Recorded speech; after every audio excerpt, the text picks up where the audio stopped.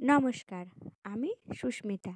Village cooking channel রাধেতে সবাইকে স্বাগতম। আজ আমি আপনাদের জন্য নিয়ে এসেছি দারুণ একটি রেসিপি। আর এই রেসিপিটি চালের গুঁড়ো ছাড়াই বানানো যায়।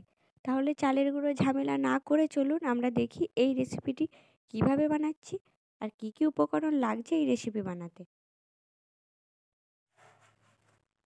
আমি একটি বোল নিয়ে নিয়েছি আর এই বোলের ভিতর আমি দিয়ে দেব 2 কাপ আটা। আমি এখানে আটা ব্যবহার করেছি, আপনারা আটাটাই ব্যবহার করার চেষ্টা করবেন। আমি 2 কাপ আটা নিয়ে নিয়েছি আর 2 চামচ সুজি দিয়েছি আর স্বাদ মতো লবণ দিয়েছি। লবণটা আপনারা আপনাদের স্বাদ অনুযায়ী দেবেন। আর 1 চামচ মৌরি আর দিয়েছি আমি এখানে খেজুরের গুড়। গুড়টা আপনারা আপনাদের স্বাদ অনুযায়ী দিয়ে নেবেন।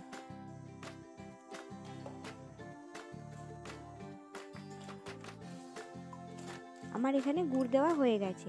এইবার এর ভিতর আমি দিয়ে দেব অল্প একটু দুধ। আমি এখানে খুব বেশি দুধ ব্যবহার করব না।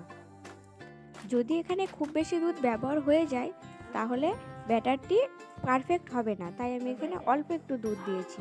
আর এবার আমি অল্প অল্প করে জল দেব আর ব্যাটারটিকে রেডি করে নেব। আমার ব্যাটারটি এখানে রেডি হয়ে গেছে আর দেখে নিশ্চয়ই বুঝতেই পারছেন আমি ব্যাটারটি কেমনভাবে তৈরি করে নিয়েছি। এখানে আমি খুব বেশি পাতলাও করিনি আর খুব বেশি মোটাও আমি করিনি, নর্মাল একটা ব্যাটার তৈরি করে নিয়েছি। ভালো করে আরও কিছুটা সময় ধরে আমি ব্যাটারটিকে এইভাবে মিশিয়ে নেব। আমার এখানে যতটা আমি ব্যাটারটিকে এখানে ঘুটবো ঠিক ততটাই পারফেক্ট হবে এই গুড় পিঠেগুলো। এবার আমি গ্যাসের ওভেনে কড়াই বসিয়ে দিয়েছি আর কড়াইতে দিয়ে দিয়েছি আমি সাদা তেল। এখানে আমি সাদা তেলই ব্যবহার করছি, আপনারা সাদা তেলটাই চেষ্টা করবেন ব্যবহার করার জন্য। আমি বেশ কিছুটা সাদা তেল নিয়ে নিয়েছি।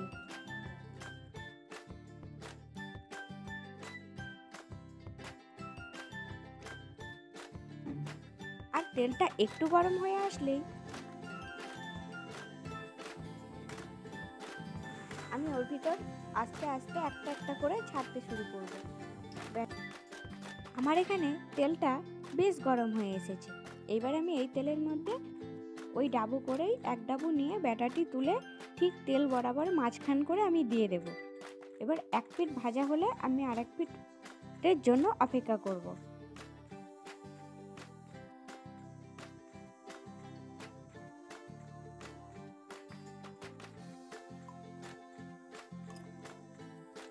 দেখুন এক পিঠ আমার বেশ ভাজা হয়ে গেছে।